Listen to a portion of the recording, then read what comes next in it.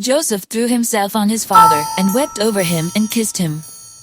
Then Joseph directed the physicians in his service to embalm his father Israel. So the physicians embalmed him, taking a full 40 days, for that was the time required for embalming. And the Egyptians mourned for him 70 days. When the days of mourning had passed, Joseph said to Pharaoh's court, "If I have found favor in your eyes, speak to Pharaoh for me. Tell him." When the days of mourning had passed, Joseph said to Pharaoh's court, "If I have found favor in your eyes, speak to Pharaoh for me. Tell him, my father made me swear an oath and said, I am about to die, bury me in the tomb I dug for myself in the land of Canaan. Now let me go up and bury my father, then I will return." Pharaoh said, "Go up and bury your father, as he made you swear to do." So Joseph went up to bury his father. All Pharaoh's officials accompanied him, the dignitaries of his court and all the dignitaries of Egypt, besides all the members of Joseph's household and his brothers and those belonging to his father's household. Only their children and their flocks and herds were left in Goshen. Chariots and horsemen also went up with him. It was a very large company. When they reached the threshing floor of Atad, near the Jordan, they lamented loudly and bitterly, and there Joseph observed a 7-day period of mourning for his father. When the Canaanites who lived there saw the mourning at the threshing floor of Atad, they said, "The Egyptians are holding a solemn ceremony of mourning."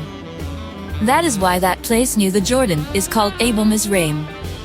So Jacob's sons did as he had commanded them. They carried him to the land of Canaan and buried him in the cave in the field of Machpelah, near Mamre, which Abraham had bought along with the field as a burial place from Ephron the Hittite. After burying his father, Joseph returned to Egypt, together with his brothers and all the others who had gone with him to bury his father. When Joseph's brothers saw that their father was dead, they said, "What if Joseph holds a grudge against us and pays us back for all the wrongs we did to him?"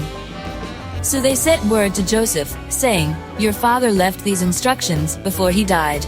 This is what you are to say to Joseph. I ask you to forgive your brothers the sins and the wrongs they committed in treating you so badly. Now please forgive the sins of the servants of the God of your father." When their message came to him, Joseph wept. His brothers then came and threw themselves down before him. "We are your slaves," they said. But Joseph said to them, "Don't be afraid. Am I in the place of God? You intended to harm me, but God intended it for good to accomplish what?" Then Joseph said to his brothers, "I am about to die. But God will surely come to your aid and take you up out of this land to the land he promised on oath to Abraham, Isaac, and Jacob." And Joseph made the Israelites swear an oath and said, "God will surely come to your aid, and then you must carry my bones up from this place." So Joseph died at the age of 110. And after they embalmed him, he was placed in a coffin in Egypt.